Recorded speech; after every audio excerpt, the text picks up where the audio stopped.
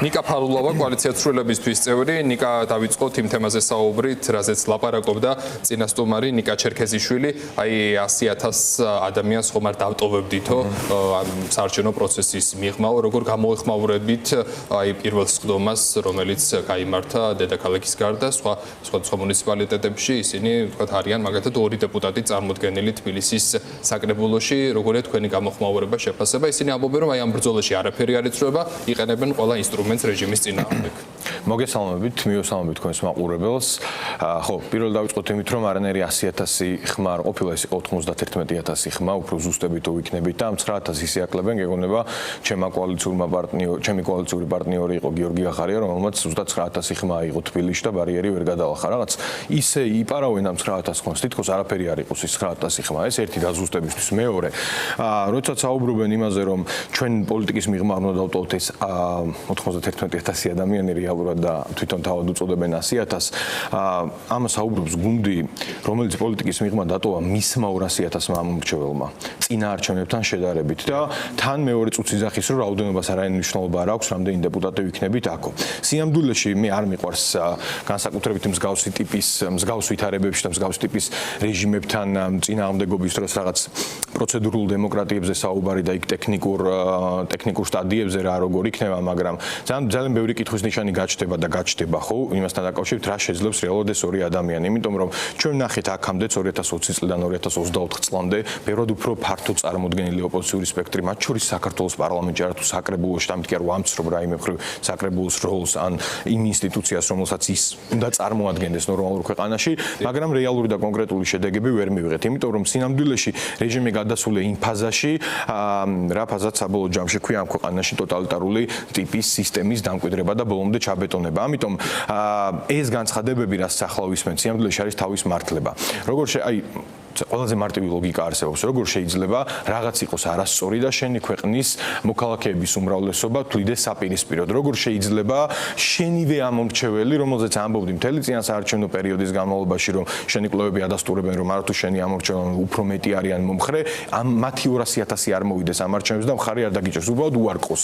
მეტის უბრალოდ, რა ვიცი, საუბარიც კი არ მინდა ამ საკითხთან დაკავშირებით, ვთვლი, რომ რეალურად მათ არჩევანი გააკეთეს. არჩევანი, რომელიც ნიშნავდა გამიჯვნას საბოლოო ჯამში იმ პრინციპებისგან, რომლებიც ერთგულებით დარჩნენ და ერთს დავამატებ ძალიან მოკლედ. უბრალოდ არათანმიმდევრულობის განსახიერებაა ეს ყველაფერი, რაც ახლა უყურებთ, იმიტომ რომ თქვენ განსაკუთრებით კარგად გემახსოვრებათ 2024 წლის არჩევნების შემდგომი პერიოდი, როდესაც ისინი ჩვენთან ერთად იყვნენ პოლიტიკურ ბოიკოტში, პარლამენტთან დაკავშირებით და დღემდე არიან ამაში. დღეში 3-4 ბრიფინგს ატარებდნენ იმასთან დაკავშირებით, რამდენად წარმატებულია ბოიკოტი სანქციების პოლიტიკის, ქვეყნის გარეთ საერთაშორისო აზრის ჩამოყალიბებისა და ქვეყნის შიგნით წნეხის გაზრდისთვის. დღეს უკვე მეორე სპიკერია, რომლისგანაც ვისმენ, რომ თურმე ბოიკოტის შეცდომა აღმოჩნდა. ამიტომ ჩემთვის ეს ადამიანები უნდა ჩამოყალიბდნენ ზოგადად რას თვლიან მათი პოლიტიკური ცხოვრების მიზნად და როგორ უყურებენ ზოგადად ცხოვრებას, ისე რომ ბიძინა ივანიშვილი და ბიძინა ივანიშვილთან მათ ისინი დარჩენ საკრებულებში თუ არა და ერთი მარტივი კითხვაა.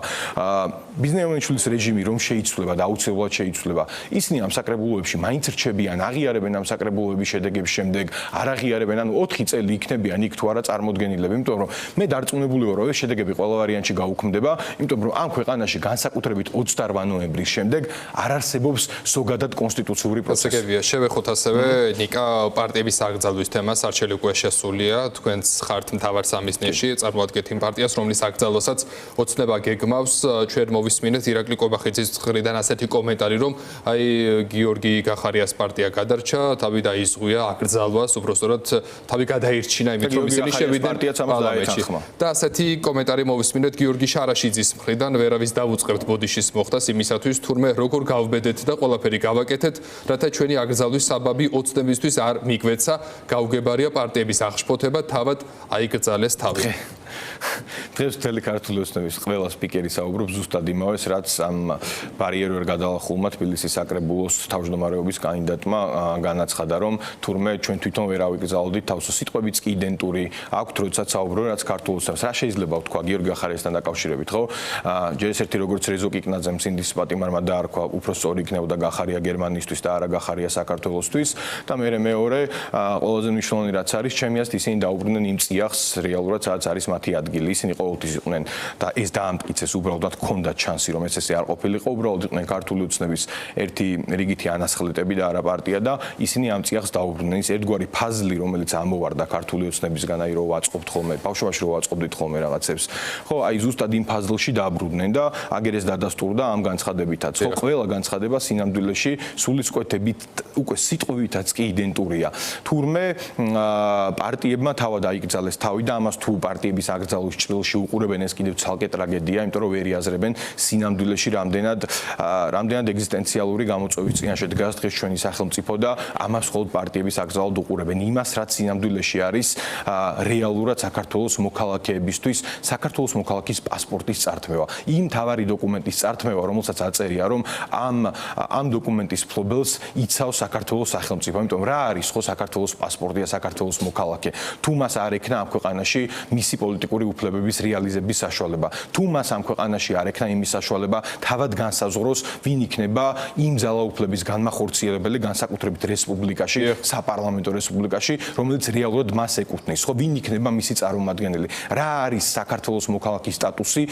სხვა თუ არა ის, რომ ადამიანებს შეეძლოთ გამოსვლა და პოლიტიკურ პროცესებში ჩართვა, გაძლიერება და მანდატის მოპოვება და მხარდაჭერის მოპოვება. ხო, იმიტომ რომ მე თქვეს, რომ ვინც გაძლიერდება, მათაც აკრძალოთ, ხო და შემდეგ 14 დღე აქვთ ამასთან დაკავშირებით, ვადები კიდევ უფრო მცირდება პროცედურულად. რას აპირებთ, ნიკა, მაინტერესებს, აი რას უპირისპირებთ თქვენ აი ამ გადაწყვეტილებას? ფაქტია, რომ ამ პროცესში მნიშვნელოვანია მაინც ძალების გაერთიანება, ვნახეთ თქვენი დაპატიმრებული ლიდერის პოსტი, აი ელოდები თუ არა, რომ მაგათაც ის საკონსტიტუციო სასამართლოში ჩართონ დისტანციურად, აი ეს პროცესი როგორ წარმოგიდგენიათ? ხო, პირველ რიგში დავიწყებ იმით, რომ სინამდვილეში დღეს ჩვენ რასაც უნდა ვაკეთებდეთ, ჩემი აზრით ყველა და ყველა სრული მოიძებნება, თუ რა თქმა უნდა ადამიანები არ აირჩევენ იმ გზას, რა გზაც დღეს მაგალითად ხელ მოვისმინეთ, ხო, ორი სპიკერის მეშვეობით ერთი რეჟიმთან პირდაპირ ღიად თანამშრომლობა და მეორე მათი მესიჯების პირდაპირ და ღიად გამეორება, მათ შორის სიტყვების დონეზე, ვერბალურად ერთ-ერთში გამეორება. თუ ჩვენ ჩემი აზრით მნიშვნელოვანია ერთიანი ძალისხმევა. და ერთიანი ძალისხმევაში მე აუცილებლად არ გულისხმობ ამაზე, ჩვენ შეიძლება სხვა ნაირი ხედვები გქონდეს და ეს აბსოლუტურად ნორმალურია მსგავსი ვითარება, მე ამაში არ გულისხმობ აუცილებლად ერთიან პარტია და ერთიანი ნომრის ქვეშ. თუმცა ეს ერთიანი ძალისხმევა ნიკა გულისხმობს მათ შორის იმასაც, რომ თქვენ ერთმაგიდასთან დასყდეთ, რაღაც გეგმები დასახოთ და აი ის მსგავსი ტიპის განცხადებები, რომელიც თქვენ გაგვესმის, რომ აი სისტემური ოპოზიცია ღალატი და ასე შემდეგ, აი ეს რამდენად წაადგება პროცესს. ხო, აი ზუსტად მაგას ვამბობდი და ეხლა ავხსნით, ჩემ განაკლებად ვიგულისხმე იმ ადამიანებზე, ვინც დარჩნენ ამ შემთხვევაში იმ პრინციპების ერთგულები, რაზეც შეთანხმდა ამ ქვეყნის ისტორიაში უპრეცედენტო წინააღმდეგობა. ეს იყო არ თანამშრომლობა ყველა დონეზე და მოღალატეებისთვის და ანძილებისთვის ხელის არ ჩამორთმევა, რაც სამწუხაროდ ამ ორმა პარტიამ ეს განწყობილება მიიღო. სიამბლეში ამ ორმა პარტიამ თავად განიზიდა საკუთარი თავი ამ წინააღმდეგობის მოძრაობისგან და იმ პრინციპებისგან, რომლებსაც ერთ დროს ისინი მხარს უჭერდნენ და ხელს აწერდნენ. ამით დავხურავ ამაზე, ეხლა თემაზეც რომ მნიშვნელოვანი მგონია ავხსნათ რას ნიშნავს ერთიანი ძალისხმევა. ერთიანი ძალისხმევა არ გულისხმობს აუცილებლად ერთი პარტიის, ერთი ნომრის, ერთი სიის ქვეშ გაერთიანებას და ამაზე ახლა საუბარი მეტი სასაცილო მგონია და არასერიოზული იმ ვითარებაში, რა ვითარებაში ვიმყოფებით.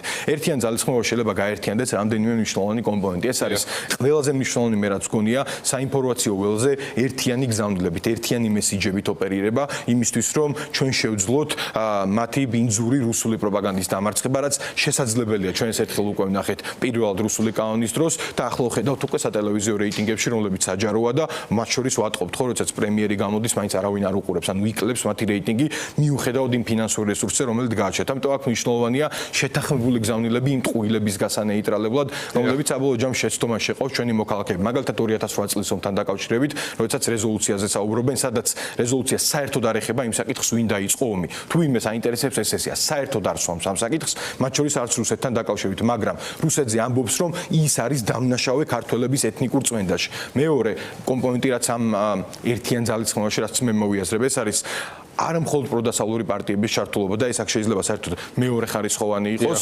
აქ მნიშვნელოვანია გაერთიანდეს აბსოლუტურად ყველა აქტიური ადამიანი, ვინც მოიაზრებს საკუთარ თავს იმ ყოველდღიურ ბრძოლაში, გააჩნია ამის რესურსი, იმიტომ რომ ყველა ხდებით ყოველდღიურ ცხოვრებაში, ყველა ჯგუფს მათი წარმომადგენლებით და დემოკრატიულ გამჭვირვალე პროცესს, სადაც სინამდვილეში ყველაფერი დაიგეგმება კონსენსუსით და კომპრომისებით და ეს მათ შორის გაზრდის ადამიანების ჩართულობას და დობის ხარისხს და ეს დავუმატებ მესამე. ჩვენ აქამდე რაც ვნახეთ საერთაშორისო დონეზე და რაზეც მათ შორის ყველავთან ხვდებით რომ ეს იყო წარმატება, ხო, იგივე ბოიკოტის ნაწილში არ აღიარება და არ შესვლა ამ ეგრეთ წოდებულ პარლამენტში, ეს თუ რამე მოიტანა და ამას ადასტურებდა ის ორი პარტიაც, რომელიც დღეს ერთი საკრებულოში შევიდა და მეორე ეგრეთ წოდებულ პარლამენტში, ეს იყო ერთიანი გზავნილების საერთაშორისო ასპარეზი და ეს რატოა მნიშვნელოვანი, როდესაც ჩვენ ერთიანი გზავნილებით მივდიოდით, ჩვენ ვნახეთ რომ ამ ქვეყნის ისტორიაში პირველად მოხდა ის რომ მთელი ცივილიზებული სამყარო შეთანხმდა ერთაზე საქართველოში არჩევნები გაუქმდა არჩევანის უფლება წაართვეს და 2024 წლის არჩევნები უბრალოდ ვერ შედგა ეს მოხდა პირველად მიუხედავად იმისა რომ ამ ქვეყანაში ზოგადად ბოლომდე გამართული თავისუფალი და სამართლიანი არჩევნების ტრადიცია მაინც ყოველთვის ხარვეზიანი იყო და ბოლომდე ჩამოყალიბებული ამ პროცესში ელოდებით თუ არა ივანიშვილის მხრიდან გადაწყვეტილება სახალი საპარლამენტო არჩევნების დანიშნვის შესახებ ხო მე ზოგადად არასდროს არ ვეთანხმებოდი იმაზე პროგნოზირებას და რაღაც პროგნოზირების გაკეთებას რას იზამს ივანიშვილი და მისი გუნდი. მე ვიცი ერთი რაც გვაქვს წინარე გამოცდილებიდან. ივანიშვილის ბუნება ყოველთვის ასეთი იყო და მე შემიძლია ვისაუბრო 2019 წლის 20 ივნისიდან, როდესაც გიორგი გახარიაშვილთან განსაკუთრებით მინისტრობის დროს ჩვენ დათვისის ტყუები გვესროლეს გავრილოვის გამო. ივანიშვილი ყოველთვის იქცევა იმის მიხედვით რეალურად რა სჭირდება მისი ძალაუფლების გამყარებას. ეს შეიძლება იყოს ტაქტიკური უკანდახევა, შეიძლება იყოს რაღაცის გადმოგდება, შემდეგ არ მიყვარს ეს სიტყვა, მაგრამ გადაგდება როგორც მოხდა პროპორციულზე, ხო?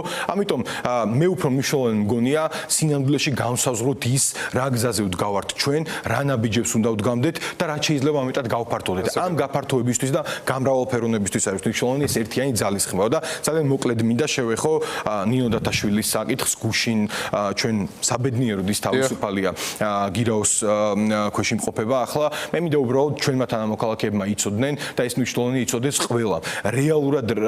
რეალურად რა ბრძოლაში ვართ? ეს დღევანდელი ბრძოლა და დღევანდელი წინააღმდეგობის მოძრაობა არ ეხება მხოლოდ იმას საქართველოს გახდება თუ არა ევროატლანტიკური ოჯახის წევრი. ანუ ეს იდეა არ არის დაფუძნებული მხოლოდ ნატოსა და ევროკავშირში გაერთიანებაზე.